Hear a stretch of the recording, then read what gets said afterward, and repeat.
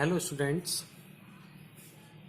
आप लोग देख रहे हैं मेरे साथ ये मैक्रो लेसन प्लान बनाने की प्रक्रिया। इस मैक्रो प्लान में आप समझेंगे कि हिंदी के गद्य का लेसन प्लान कैसे तैयार किया जाता है। और मैं इस लेसन प्लान को आपको इस तरह से समझाने वाला हूँ कि ये गद्य का प्लान है, ये कर्तव्य पालन का प्रकरण है, लेकिन आप इस प्लान को देखने के बाद गद्य का, हिंदी का किसी भी टॉपिक का प्लान खुद तैयार कर सकेंगे। तो इसके लिए बस आपको इतना करना है कि मेरे वीडियो को लास्ट तक देखना है और आपको पूरा समझ आएगा। ध्यान से देखिएगा, चलिएगा, बिना कुछ देरी किए हुए चलते हैं, प्लान को स्टार्ट करते हैं। जो भी डेट हो वो डेट लिखें आप। विषय आपका हिंदी, उप विषय गद्य और प्रकरण जो भी हो। यहाँ पे मैं कर्तव्य पालन लिया हूँ। प्लान का नंबर यहाँ लिखेंगे, क्लास लिखेंगे, ये 7th क्लास का है। ये हिंदी में 7 लिखा हुआ है, ध्यान रखें, ये 6 नहीं है, हिंदी में 7 लिखा हुआ है। कालांश 6 है और अवधि 25 मिनट, 30 मिनट, 35 मिनट, जो भी आपके टाइम टेबल के अकॉर्डिंग हो उसके अनुसार रखेंगे आप इसको।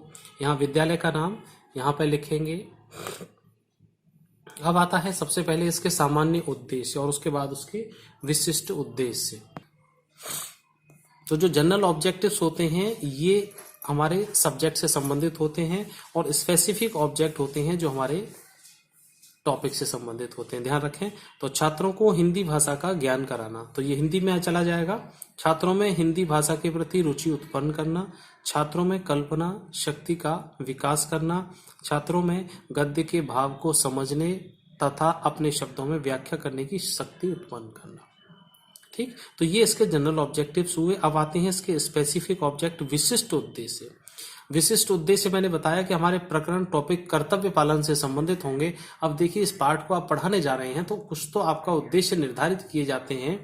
तो जो उद्देश्य निर्धारित हमने क्या किया है कि छात्रों को राम नरेश त्रिपाठी जी की शैली से परिचित कराना है, छात्रों में मनोवैज्ञानिक गुणों का विकास करना है, छात्रों में प्रस्तुत कहानी के माध्यम से सच्चाई, ईमानदारी और अपने कर्तव्य पर रहने की भावना का विकास करना है।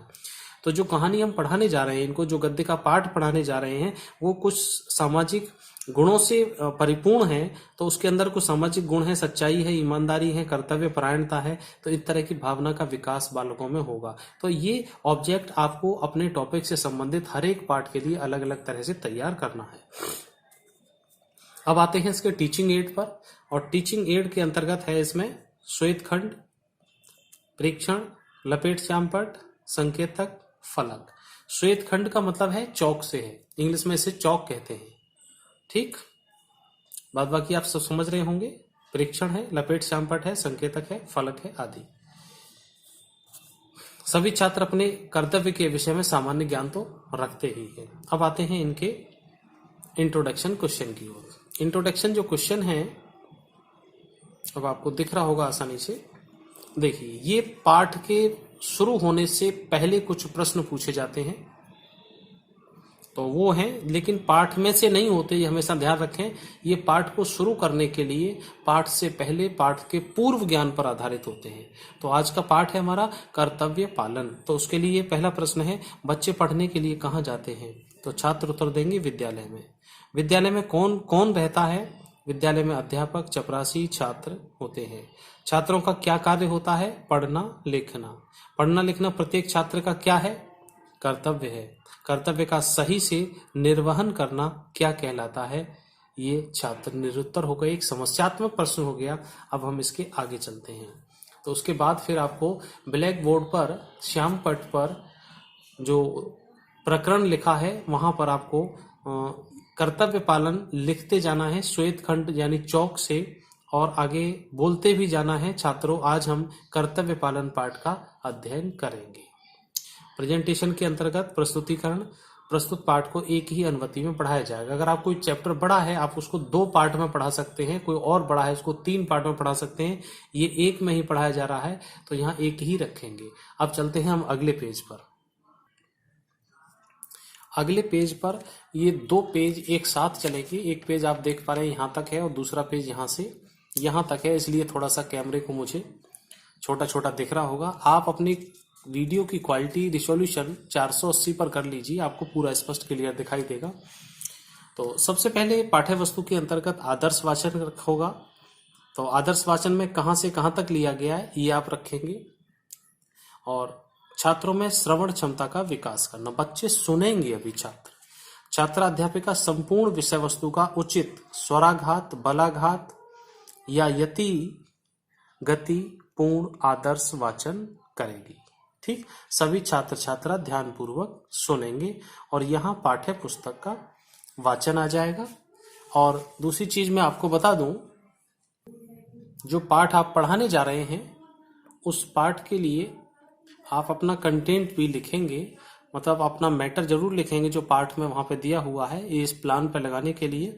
जैसे टॉपिक है आपका कर्तव्य पालन, स्थान और समय, और ये पूरी कहानी आपको इस तरह से इस पर नोट करनी है और इसी तरह से शेष कहानी का हिस्सा भी इधर आपको लिखना है लास्ट तक। तो इसको भी आप इसके साथ लगाएंगे।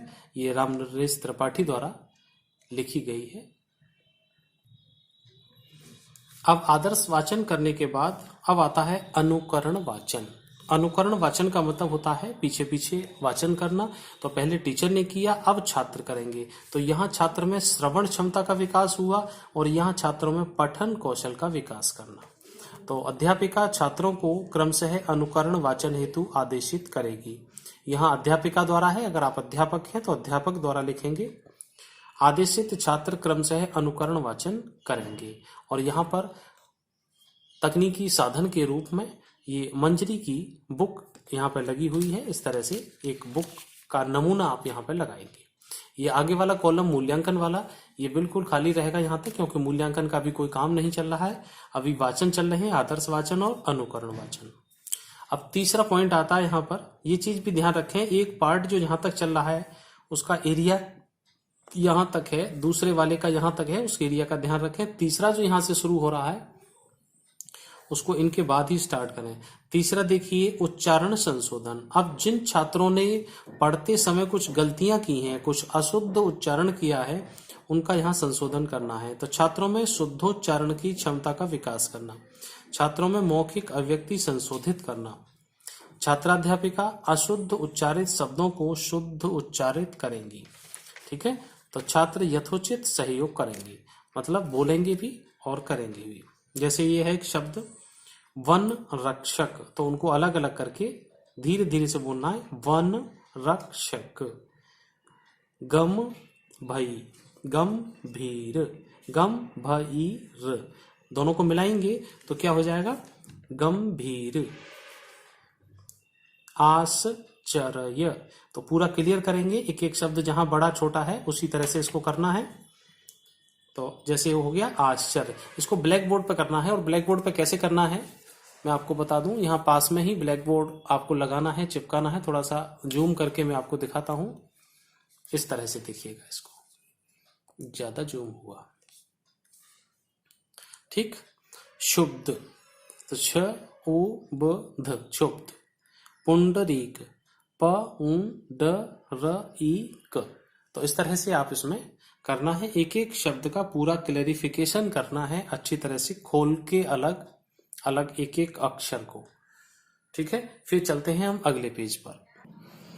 अगले पेज पर देखिए बोध प्रश्न शुरू होते हैं यहाँ से। तो छात्रों को पाठ का बोध कराना, तो छात्राध्यापिका छात्रों से बोध प्रश्न पूछेगी, छात्र यथोचित उत्तर देंगे। अब ये 2-3 प्रश्न हैं यहाँ पर, जैसे प्रस्तुत पाठ का शीर्षक बताओ, प्रस्तुत पाठ के लेखक बताओ, प्रस्तुत पाठ का भाव बताओ। तो छात्र अपने अपने हिसाब से अपना आंसर देंगे और ये प्रश्नोत्तर प्रविधि हो जाएगी। यहाँ पर हर पॉइंट को बड़े ध्यान से देखिएगा, वीडियो पूरा आप देखिएगा, आप पूरा प्लान बनाना सीख जाएंगे। इसी एक ही प्लान से गद्य का कोई भी प्लान हो। और दूसरी चीज, माइक्रो के, मैक्रो के और भी अन्य विषय के सभी प्लान मेरी प्ले लिस्ट में है, आप वहां से बड़ी आसानी से आराम से आप वहां देख सकते हैं। आगे आता है काठिन्य निवारण। तो छात्रों में कठिन शब्दों को समझने की क्षमता का विकास करना, छात्रों में स्थायी अधिगमन का विकास करना। अब छात्रों के सहयोग से छात्राध्यापिका छात्रों को पाठ में आए कठिन शब्दों के अर्थ बताएंगी। छात्र सहयोग भी देंगे, आदेशानुसार अपनी अपनी उत्तर पुस्तिका पर शब्दों को अंकित करेंगे। ठीक, अब कुछ शब्द हैं, जैसे देखिए यकायक, अचानक, आतंक, भय, दबदबा, तिरस्कार, अपमान, यकीन, ये जो भी शब्द हैं उनका यहाँ पे अर्थ क्लियर करके उनकी कठिनता का निवारण करना है। और यहाँ शब्दार्थ प्रविधि और यहाँ पर श्यामपट्ट लेखन का कार्य होगा जो इस तरह से यहाँ हो जाएगा। तो यहाँ पे एक ब्लैक पेपर पर ये स्पार्कल पेन से इस तरह से आप इसमें बनाएंगे और यहाँ पर पेस्ट कर देंगे। नेक्स्ट पॉइंट आता है इसका मौन वाचन। अब इतना सब पढ़ने के बाद बच्चे मौन वाचन करेंगे। क्यों करेंगे? कि छात्रों में चिंतन मनन क्षमता का विकास करना। अगर आपको स्पष्ट दिखाई नहीं दे रहा है तो अपनी वीडियो की क्वालिटी बढ़ा दीजिएगा, बिल्कुल क्लियर दिखेगा आपको। छात्राध्यापिका कक्षा के सभी छात्रों को मौन वाचन का आदेश देंगी।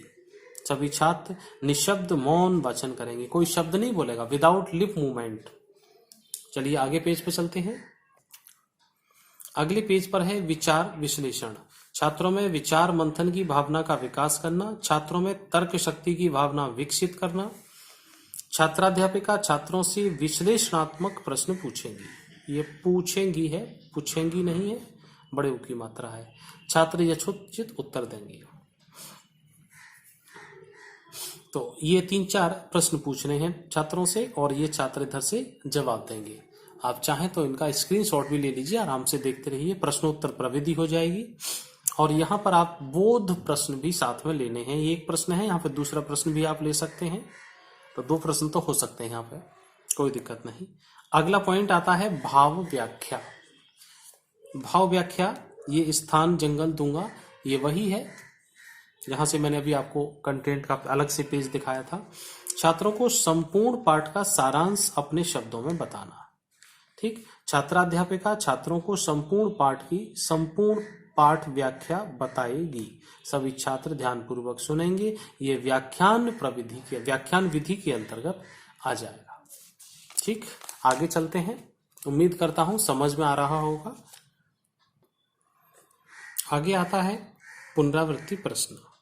तो छात्रों को विषय वस्तु का प्रत्यय स्मरण कराना, मतलब पुनः स्मरण कराना है आपको। छात्राध्यापिका छात्रों से पुनरावृत्ति के प्रश्न पूछेगी। छात्र यथोचित उत्तर देंगे। प्रस्तुत कहानी का शीर्षक बताइए। वन में रास्ता भटकने वाला कौन था? और यहाँ पर प्रश्नोत्तर प्रविधि हो जाएगी। और इसके साथ साथ ही आप ये जो मूल्यांकन वाला पॉइंट चल रहा था, इवैल्यूएशन वाला पार्ट, इसमें भी अब काम करना है। तब से ये खाली था। तो इसमें देखिए क्या हो रहा है, ये देखिएगा, ये रिक्त स्थानों की पूर्ति करो। वन की रक्षा करने वाला होता है, छात्र जवाब देंगे। फिल इन द ब्लैंक हो गया। ये जंगल में भटकने वाला था। कुछ सत्य असत्य ट्रू फॉल्स वाले हैं। प्रस्तुत पाठ का शीर्षक कर्तव्य पालन है, तो यहाँ टिक लगाना है सही और गलत का। जंगल में रास्ता भटक गया था, ये कौन है? ठीक है, यहां तक हुआ। यहां पाठ का समापन करेंगे। तो छात्रों को पाठ समापन की सूचना देना। छात्राध्यापिका छात्रों को पाठ समापन की सूचना देंगी। छात्रों, आज हमने कर्तव्य पालन पाठ का अध्ययन किया। सभी छात्र सूचित होंगे। और ये कथन प्रविधि। आगे आता है सबसे इंपॉर्टेंट कार्य, गृह कार्य का। तो छात्रों के प्राप्त ज्ञान को स्थायित्व प्रदान करना। छात्राध्यापिका छात्रों को यथोचित गृह कार्य देगी और सभी छात्र अपनी अपनी उत्तर पुस्तिका पर गृह कार्य को अंकित करेंगे या लिखेंगे। अब यहाँ प्रश्न दे सकते हैं आप एक, संपूर्ण गद्यांश की भाव व्याख्या घर से 10 शब्दों में लिखकर लानी है। गलती से लिख गया है, 10 शब्दों नहीं है, 10 वाक्यों में लिखनी है। ठीक, और ये निरीक्षण तथा परीक्षण विधि हो जाएगी। और ये जो काम है पुनरावृत्ति प्रश्न और ये गृह कार्य, ये दोनों ही काम आपको लपेट श्यामपट्ट पर करने हैं, मतलब रोलर ब्लैक बोर्ड पर करना है आपको। तो मैं समझता हूं कि शायद पूरा प्लान आपकी समझ में आ गया हो। फिर भी कोई दिक्कत हो मुझे बताइएगा। अब ये गद्य का प्लान है, पद्य का भी आपको मिलेगा, व्याकरण का भी मिलेगा आपको, और रचना का भी प्लान मिलेगा। तो आपको हिंदी के चारों प्लान मिलेंगे और चारों ही प्लान इस तरह से दे रहा हूं मैं आपको कि आप ये अपने आप भी किसी भी टॉपिक पे प्लान बना सकें। दूसरी सूचना आपके लिए ये है कि दूसरे सभी विषयों के भी प्लान आपको माइक्रो मैक्रो के भी आपको मिल जाएंगे। तो कहीं जाइएगा नहीं, चैनल की प्ले लिस्ट में सब कुछ आपको मिलेगा, बस थोड़ा सा आप देखिए, और डिस्क्रिप्शन में भी दिया हुआ, वहां से भी आप देख सकते हैं। तो चलिए छात्र, तो मिलते हैं फिर अगले वीडियो में। तब तक अपना ख्याल रखिए। Thank you so much. Have a nice day. Thanks for watching.